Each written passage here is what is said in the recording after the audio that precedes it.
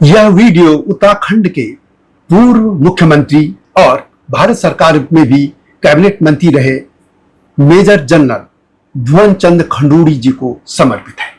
सबसे पहले मैं उनको श्रद्धांजलि दे रहा हूं। वैसे मेरा मानना है कि वीडियो एक दो दिन पहले आ जानी चाहिए थी, लेकिन एक फौजी जनरल साहब का एक फोन आया था और उसके बाद ये वीडियो थोड़ा लेट करनी पड़ी। जनरल साहब बहुत दुखी थे। वो कह रहे थे कि हम अपने मेडल पहन के जनरल साहब को यानी खंडूड़ी साहब को अंतिम विदाई देने उनके घर पहुंचे तो तब तक वो जो तय समय था उससे पहले ही उनकी शव यात्रा बढ़ चुकी थी। जब वे पार्टी ऑफिस गए तो वहां से भी वो जा चुके थे, यानी समय से पहले निकल गए। आखिर ऐसा क्यों हुआ? मैंने उनको पूछा तो कहा कि एक वीआईपी थे जिनका कि कहा जा रहा है, ये जो कहा जा रहा है ये सुनी सुनाई बात है कि कहा जा रहा है कि एक वीआईपी का फोन आया था रितु खंडूड़ी जी को, जो कि स्पीकर भी हैं उत्तराखंड विधानसभा की, कि कुछ कार्यक्रम है, इस जो अंतिम यात्रा होनी थी खंडूड़ी जी की उसको थोड़ा आगे कर दीजिए, प्रीपोन कर दीजिए। और उससे बहुत से लोग जो कि खंडूड़ी जी को श्रद्धांजलि देना चाहते थे वो नहीं दे पाए, दुखी थे, और उन्हीं में एक थे जनरल साहब। अब मैंने काम किया इस पे। अब क्या है इसका जो मुझे नतीजा मिला आप सुनेंगे तो चौंक जाएंगे। एक वीआईपी कौन था वीआईपी ये भी मैं बताऊंगा, लेकिन आपको पूरी वीडियो देखनी पड़ेगी।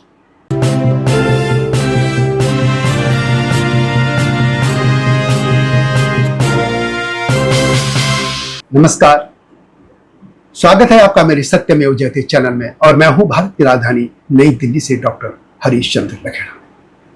आपको मालूम ही है कि पूर्व मुख्यमंत्री भुवन चंद खंडूड़ी जी का निधन हो गया। खंडूड़ी जी की जो अंतिम यात्रा होनी थी उसका एक बाकायदा कार्यक्रम घोषित किया गया था। वो ये था कि 20 मई बुधवार को प्रातः 10 बजे उनका जो निजी आवास 250 फेज 2 बसंत विहार कॉलोनी देहरादून वहां से रवाना होनी थी 10 बजे। 10:30 बजे भाजपा कार्यालय में अंतिम दर्शन होना था और प्रातः 11 बजे वहां से हरिद्वार खड़खड़ी घाट हेतु प्रस्थान होना था और दोपहर 12 बजे हरिद्वार खड़खड़ी घाट में अंत्येष्टि कार्यक्रम शुरू होना था। और आप जानते हैं कि जो फौजी होते हैं वो खुद खंडूड़ी साहब या जो भी फौजी एक साहब देखिए, चाहे वो सिपाही हो चाहे जनरल हो, समय के बड़े पाबंद होते हैं, समय पर ही पहुंचते, उससे न पहले न आगे। तो जनरल साहब का मुझे जो फोन था, एक जनरल साहब, नाम बताना ठीक नहीं है, उन्होंने कहा कि वे ठीक 10 बजे यात्रा शुरू होनी थी, वो 9:30 बजे पहुंच गए थे, लेकिन लगभग 9:15 बजे ही यात्रा घर से रवाना हो गई थी, खंडूड़ी जी की अंतिम यात्रा, यानी 15 मिनट यहां लेट हो गए। अब जब वो पहुंचे पार्टी ऑफिस तक जाते जाते पहले वही लगता है कि अब चलते हैं, क्या करें, सब चीज आदमी पूछता है, उन्होंने भी यही किया। अब वो जब गए तो तब तक वहां से भी रवाना हो चुकी थी उनकी शक्ल। अब देखिए 9:30 के बाद वहां से वो पहले ही निकल गए, या 9:30 पौने 10 11 12 जो भी होगा इस तरीके से निकल गए थे। यानी जनरल साहब और उनके साथ, और ये नहीं कि वो अकेले थे, बहुत बड़ी संख्या में लोग फौजी थे जो बाकायदा वर्दी में थे, मेडल पहन के आते और सैल्यूट करने जैसे होता है वही थे, आए थे। लेकिन वे निराश हो गए और वे अकेले नहीं थे, उनके जैसे बड़ी संख्या में लोग बाद में भी पहुंचे थे और बहुत से लोग फिर फोन पे चले गया मैसेज किया वो यात्रा रवाना हो चुकी है, तो कई लोग घर से भी नहीं चल पाए। अब ये जब हुआ तो बड़ा एक दुख तो होता है कि यार जिनको लोग चाहते हैं, आखिर खंडूड़ी जी को याद क्यों नहीं करेंगे लोग। एक ऐसा व्यक्ति जो सिर्फ उत्तराखंड ही नहीं पूरे भारत में भी उनको माना जाता रहा है। खंडूड़ी जी एक अक्खड़, ईमानदार और फौजी अफसर तो थे ही, एक और बात कह सकते हैं कि उत्तराखंड को लेकर समर्पित इतने थे कि एक बार जो भी यूनिवर्सिटी आप देख रहे हैं, कितनी यूनिवर्सिटी है, और जब वो छत्तीसगढ़ में इनको भगा दिया रहा था, छत्तीसगढ़ थे उत्तराखंड आए, तो उनको कहा गया था कि वो उत्तराखंड आए। खंडूड़ी जी ने कहा कि आप यहाँ आ रहे, ठीक है, आप हमारे बच्चों के लिए क्या करेंगे? आपका कोई प्लान तो होगा ना कि आप उत्तराखंड में अपनी यूनिवर्सिटी खोल रहे हैं। और कहीं यह था नहीं क्या मैं जमीन हड़पने के लिए आ रहे, लेकिन वही हुआ, उनके हटते ही फिर वो तमाम यूनिवर्सिटी आई, बाद में आई पहले भी आई, बीच में हटे। तो ये सब गड़बड़ झाला जो था, वो एक ऐसे सीएम थे जिनसे अफसर भी डरते थे, बाकी कोई किसी से नहीं डरते अफसर, आज भी नहीं डरते, किसी मुख्यमंत्री से नहीं डरते। अटल जी की सरकार में तब तो मैं खुद केंद्र सरकार की मिनिस्ट्रीज कवर कर रहा था, पार्लियामेंट कवर रहा था, कोई पॉलिटिकल पार्टियां भी कवर कर रहा था। उनको लोग याद करते हैं कि जो चतुर्भुजीय जो उन्होंने जोड़ा था, नेशनल हाईवे जो डिपार्टमेंट बना था, वो उसी समय बना था, अटल जी के समय, और ये काम एक फौजी को सौंपा गया था, और फौजी ने उनका विश्वास कभी नहीं तोड़ा। यानी मैं अटल जी की बात कर रहा हूं कि उनका विश्वास नहीं तोड़ा।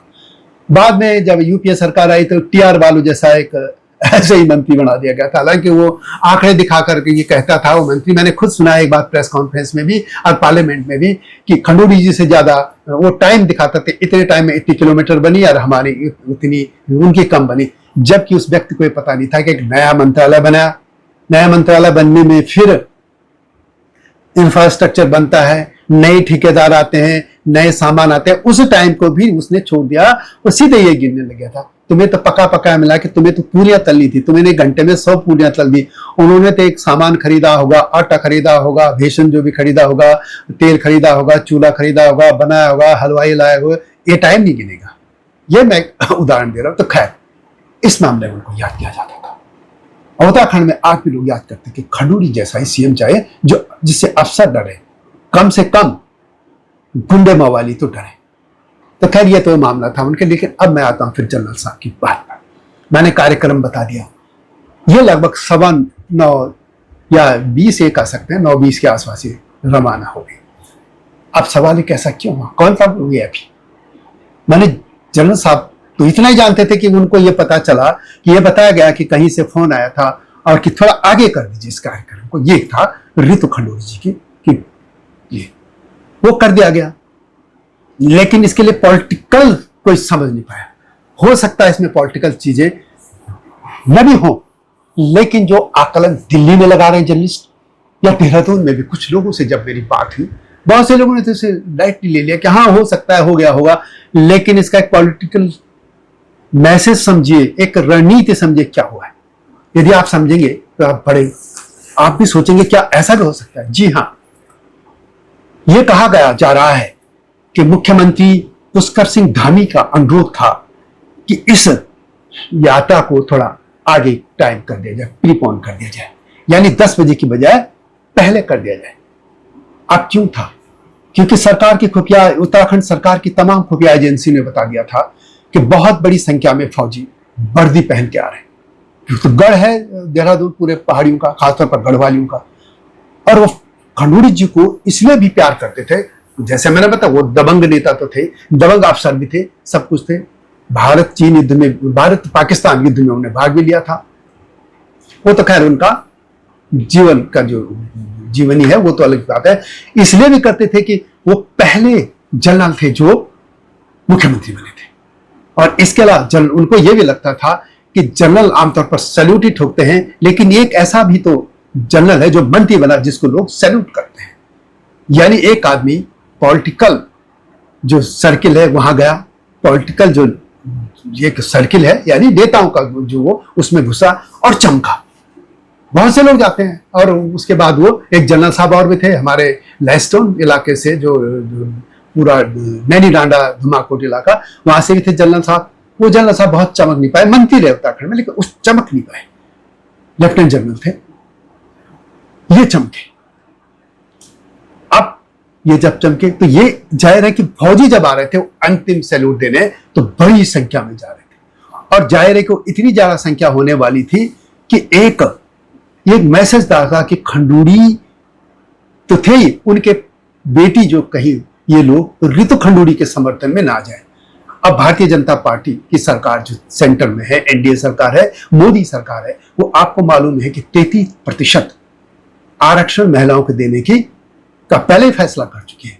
अभी पार्लियामेंट में सरकार ने संख्या भी बढ़ाने की बात की थी, लोकसभा राज्यसभा की, लेकिन वो ठीक है, वो बिल पास नहीं हो पाया।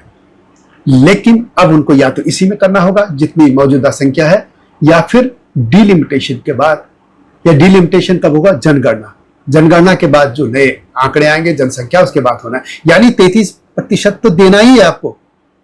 अब सवाल है कि आप 33% महिलाओं को लोकसभा राज्यसभा में देंगे तो क्या मुख्यमंत्री नहीं बनाएंगे? पार्टी संगठन में दे देंगे माना आप, तो क्या मुख्यमंत्री बनाएंगे? आप इस सिर्फ और सिर्फ एक मुख्यमंत्री है महिला, वो भी दिल्ली की मुख्यमंत्री है, रेखा गुप्ता।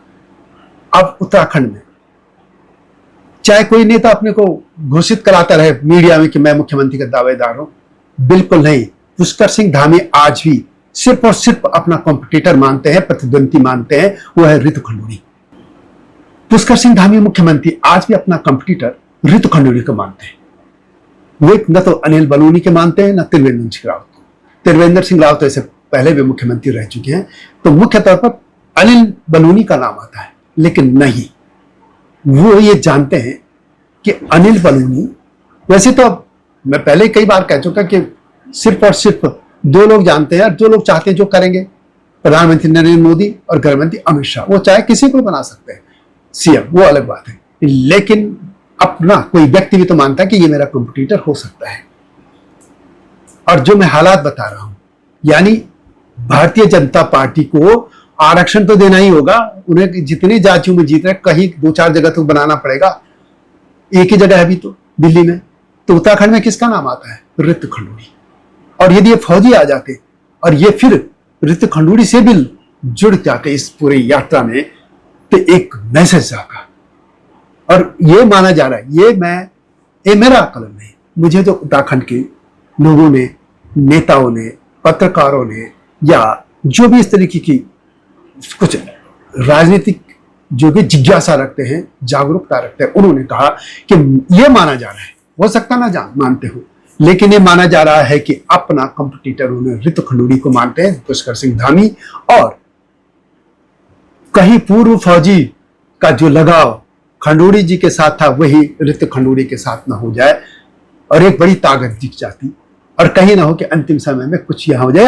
अभी तो समय और भी है, तो फिर गड़बड़ हो सकती है। इसलिए ये कहा कि फौजी भी ना पहुंचे, लोग ना पहुंचे, भीड़ ना पहुंचे, इसलिए इस कार्यक्रम को आगे करवा दिया गया।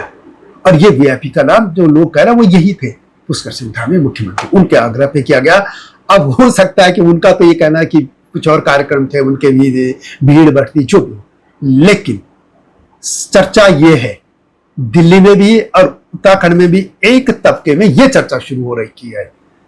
अब सच है झूठ है ये तो पुष्कर सिंह धामी जाने, ऋतु खंडूड़ी जाने, या उत्तराखंड के लोग जो मुझे बता रहे वो जाने। मैंने तो सिर्फ और सिर्फ आपके सामने बात रखी है कि ऐसी चर्चा चल रही है, दिल्ली में भी है, छोटी है चर्चा, अब हो जाएगी इस चैनल इसको देख के। लेकिन है कि ये जो कार्यक्रम हुआ था, जो जनरल साहब दुखी हो गए, वो इसीलिए हुए कि वो कार्यक्रम थोड़ा आगे कर दिया गया। क्यों कर दिया गया वो भी मैंने बता दिया। और जनरल साहब जो मुझे फोन किया था, या उनके समेत बहुत से फौजी अपने प्रिय नेता, अपने प्रिय जनरल यानी खंडूड़ी साहब के अंतिम दर्शन करने से वंचित रह गए, और वे आज भी दुखी है, और ये मलाल उनको हमेशा रहेगा। उत्तराखंड को लेकर एक बात और समझने की जरूरत है। उत्तराखंड में यदि आज थोड़ा बहुत जो लोग बचे भी हैं, पलायन हो चुका है, वो सिर्फ और सिर्फ महिलाओं की वजह से। उत्तराखंड राज्य का निर्माण जब हुआ तो ये कह सकते हैं कि उसमें महिलाओं की बहुत बड़ी भागीदारी रही, और सर्वोच्च जो त्याग वो भी महिलाओं ने दिया था। मुजफ्फरनगर कांड आपको याद होगा, जब मुलायम सिंह की पीएसी और पुलिस ने क्या क्या अत्याचार किए थे, 40 से ज्यादा लोग मारे गए थे गोली से। और जो कुछ हुआ मुजफ्फरनगर कांड में, वो एक इतिहास है, उसको मुझे रिपीट करने की जरूरत नहीं है। वो सब त्याग महिलाओं के कारण हुआ था। और आज इसीलिए बड़ी मांग होती है कि यदि भारतीय जनता पार्टी 33% महिला को उनको आरक्षण देने की बात करती है, कानून पास कर दिया मोदी सरकार ने, तो आखिर मुख्यमंत्रियों के लिए भी तो इतना आरक्षण होना चाहिए भारतीय जनता पार्टी की तरफ से। और इसमें उत्तराखंड की दावेदारी महिलाओं के लिए बहुत बड़ी बनती है कि ग्रामीण अंचलों में यदि आप देखेंगे, पहाड़ की जितनी भी आबादी है, मैं पहाड़ों की बात कर रहा हूं, मैदानों की बात नहीं कर रहा हूं, उनमें गांव में अधिकतर अब महिलाएं हैं, बुजुर्ग हैं या बच्चे। और ये कहानी तब भी थी जब हम लोग बच्चे थे। और हमारे सपनों का भी एक यही था कि राज्य बनेगा तो लगता था सब कुछ जो भी कष्ट हैं वो दूर हो जाएंगे, लेकिन हुआ उल्टा। खैर इस पर अलग बात करेंगे, लेकिन अभी तो बात यह है कि उत्तराखंड में जो एक चर्चा होती है या चर्चा होनी भी चाहिए, जिससे कि आखिर महिला मुख्यमंत्री उत्तराखंड को क्यों नहीं मिल रही। इन तमाम बातों से उत्तराखंड में ये जो खंडूड़ी साहब थे, उनके निधन के बाद एक चर्चा तो अब शुरू हो ही गई है, चाहे वो किसी कारण से हुई, लेकिन ये तो है कि रितु खंडूड़ी एक को लेकर जो फौजियों की ये सामने आया, उस मुद्दे पर जो भी फौजी नाराज हुई, यानी जनरल साहब को अंतिम विदाई नहीं दे पाए, उससे ये बात भी चर्चा में आ गई। वीडियो कैसे लगी कमेंट में अवश्य लिखें। जल्दी आऊंगा इस तरह के मुद्दों के साथ, तब तक नमस्कार। हिमालय पे पेड़ हो तो गीत गाएंगी नदियाँ, गीत गाएंगी नदियाँ। पेड़ों पे चिड़िया है तो गीत गाएंगी नदियाँ, पेड़ों पे चिड़िया है तो गीत गाएंगी नदियाँ। माँ की लोरी जैसे होते हैं नदियों के गीत।